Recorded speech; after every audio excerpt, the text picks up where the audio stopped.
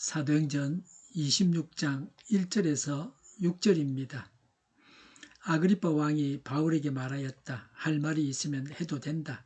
바울이 손을 뻗치고 변호하기 시작하였다. 아그리빠 임금님, 오늘 내가 전하 앞에서 유대 사람이 나를 걸어서 고발하는 모든 일에 대하여 변호하게 된 것을 다행으로 생각합니다. 그것은 특히 임금님께서 유대 사람의 풍속과 쟁점들을 모두 잘 알고 계시기 때문입니다. 아무쪼록 내 말을 끝까지 참으시고 들어주시기 바랍니다. 내가 젊었을 때부터 살아온 삶을 모든 유대 사람이 알고 있습니다. 곧 그들은 내가 내 동족 가운데서 그리고 예루살렘에서 처음부터 어떻게 살았는지를 알고 있습니다. 그들은 오래전부터 나를 알고 있었으므로 정언하려고 마음만 먹으면 그들은 내가 우리 종교의 가장 엄격한 팔을 따라 바리새파 사람으로 살아왔다는 것을 인정할 것입니다. 지금 나는 하나님께서 우리 조상들에게 주신 약속에 소망을 두고 있기 때문에 여기에 서서 재판을 받고 있습니다. 아멘. 바울이 왕 앞에서 예수님을 전하고 있습니다. 오늘날도 세상 최고 권세자들에게 복음을 전할 수 있는 사람은 많지 않습니다. 바울에게 하나님께서 맡기신 일을 바울이 이행하고 있습니다. 1절에 아그리빠 왕이 바울에게 말하였다. 할 말이 있으면 해도 된다 라고 했습니다. 아그리빠 왕이 관장하는 재판정에서 아그리빠는 바울에게 유대인들이 바울을 고소한 데 대해서 변론하라고 기회를 주었습니다. 재판은 계속되었지만 바울의 죄는 드러나지 않았습니다. 재판이 계속된 것은 하나님의 섭리의 결과였습니다. 이런 변론을 통해서 사도행전 9장 15절에서 임금들 앞에서 그리스도의 이름을 전하기 위해 바울이 하나님의 도구로 사용될 것이라는 하나님의 말씀이 성취되고 있음을 보여주고 있습니다. 바울은 자신의 무죄를 주장하는 데서 그치지 않았습니다. 사람들에게 예수 그리스도를 전할 기회로 삼았습니다. 더욱이 이번의 변론은 그 대상들이 아그리빠 왕과 베스도 총독 고관들이었습니다. 그래서 바울의 변명은 어느 때보다도 논리적이고 세련되었을 것입니다. 1절에 바울이 손을 뻗치고 변호하기 시작하였다고 했습니다. 유대인들의 고소에 대한 바울의 5번째 변론입니다. 첫 번째 변론은 안토니오 성으로 올라가는 계단에서 유대 군중에게 했습니다. 두 번째는 사내들인 공회에서, 세 번째 변론은 벨릭스 총독 앞에서, 네 번째 변론은 베스도 총독 앞에서였습니다. 바울이 손을 뻗친 것은 정중하게 예의를 표하는 행동입니다. 2절에 아그리빠 임금님, 오늘 내가 전하 앞에서 유대 사람이 나를 걸어서 고발하는 모든 일에 대하여 변호하게 된 것을 다행으로 생각합니다. 3절에 그것은 특히 임금님께서 유대 사람의 풍속과 쟁점들을 모두 잘 알고 계시기 때문입니다 라고 했습니다. 바울이 한 전도의 서론입니다. 베스도 총독은 유대 종교와 예수님에 대해서 잘 알지 못했습니다. 그래서 바울의 일을 판단하기는 어려웠습니다. 그러나 아그리빠는 유대 나라의 왕입니다. 그래서 바울의 일에 대해서 더 잘 판단할 것입니다. 또 바울은 감옥에 갇혔지만 그리스도를 전할 절호의 기회를 얻게 되어서 기뻤습니다. 언제 어디서나 전도할 수 있습니다.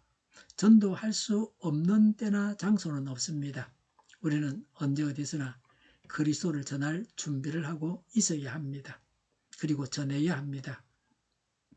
3절에 아무쪼록 내 말을 끝까지 참으시고 들어주시기 바랍니다 라고 했습니다. 동정을 구하는 것은 아닙니다. 끝까지 경청을 부탁했습니다. 바울은 신중하게 예의를 갖추어서 변론을 시작하고 있습니다. 바울이 가이사이에 상소한 상태여서 유대인 앞에서 마지막 변정이라 더욱 신중을 기했을 겁니다. 아그리빠를 구원하기 위한 한 번의 기회였습니다. 바울은 아그리빠를 구원하기 위해서 긴장하면서 복음을 전하고 있습니다. 복음을 전하는 일이 가장 중요한 일입니다. 우리는 말로, 삶으로 복음을 전해야 합니다. 복음 전파를 위해서 우리는 살아가고 있습니다. 동네에서 낯선 사람이 있다면 인사해야 합니다. 우리 동네에 살러 온 사람일 수 있습니다. 인사로 전도를 준비해야 합니다. 모든 사람들과 좋은 관계를 맺어야 합니다.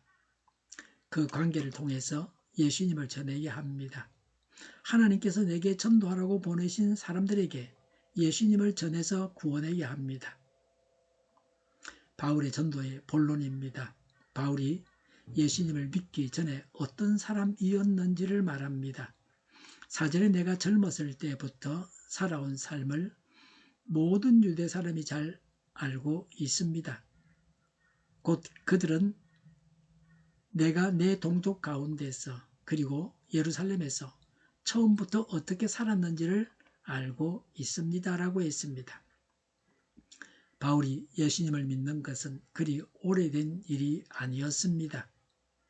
예수님께서 십자가에 달려 죽으시기 전에는 바울은 예수님의 제자가 아니었습니다. 예수님께서 부활하신 이후에 바울은 예수님의 제자가 되었습니다.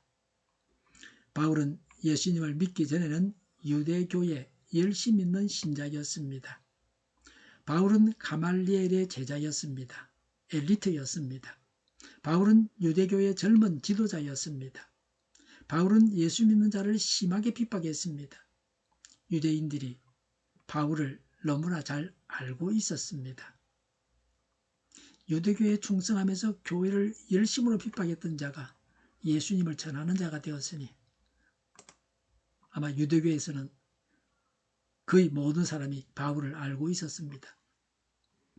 오전에 그들은 오래전부터 나를 알고 있었으므로 정언하려고 마음만 먹으면 그들은 내가 우리 종교의 가장 엄격한 팔을 따라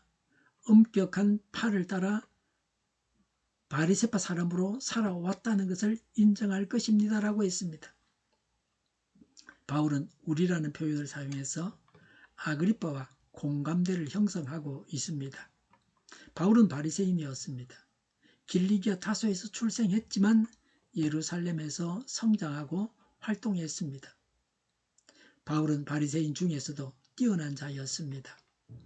유대교회에서 아주 열심이었습니다. 그래서 유대인들에게 널리 알려져 있었습니다. 교회를 대적하는 자로 유명했던 바울이었습니다. 이제는 예수님을 전하기 위해 목숨을 놓았습니다. 예수님께 미친 자가 되었습니다. 현재는 어떠한가? 현재 바울이 어떠한가? 그는 자신에 대해서 말하고 있습니다. 6절에 나는 지금 하나님께서 우리 조상들에게 주신 약속에 소망을 두고 있기 때문에 여기에 서서 재판을 받고 있습니다라고 했습니다. 아브라함과 다윗에게 약속하신 오실 메시아에 대한 예언으로 유대인들이 바라고 믿고 있었던 소망이었습니다. 그런 하나님의 약속이 예수 그리스도로 성취되었습니다. 예수님께서 십자가에 죽으시고 부활하셔서 예수님을 믿는 자마다 구원 얻게 되었습니다. 그러나 바울은 예수님으로 인해서 가는 곳마다 유대인들로부터 핍박을 당했습니다. 하나님께서 주신 약속이 오신 메시아이신 예수님이십니다. 하나님께서 예수님을 보내셨습니다. 구약 성경에 보내겠다는 메시아 예언을 이루셨습니다.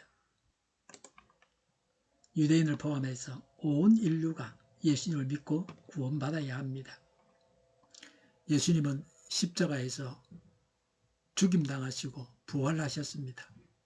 예수님은 메시아이십니다. 예수님을 구원자로 믿는 자는 불신 세상 사람들로부터 바울처럼 핍박을 받습니다. 불신자는 예수님을 믿어야 합니다. 우리 신자는 모든 기회를 이용해서 예수님 복음을 전해야 합니다. 기도하겠습니다. 복음을 전하게 하옵소서. 전도의 열매가 풍성하게 하옵소서. 저희를 불쌍히 여겨주옵소서. 저희를 악에서 구하옵소서. 하나님의 뜻이 이 땅에서도 이루어지게 하옵소서. 저희의 간구 응답하여 주옵소서. 기도하기를 쉬지 않게 하옵소서. 저희의 필요를 채워주시옵소서. 오늘도 차고 넘치는 복된 삶을 살게 하옵소서. 감사와 찬양을 하나님께 돌려드리며 예수님의 이름으로 기도드립니다. 아멘.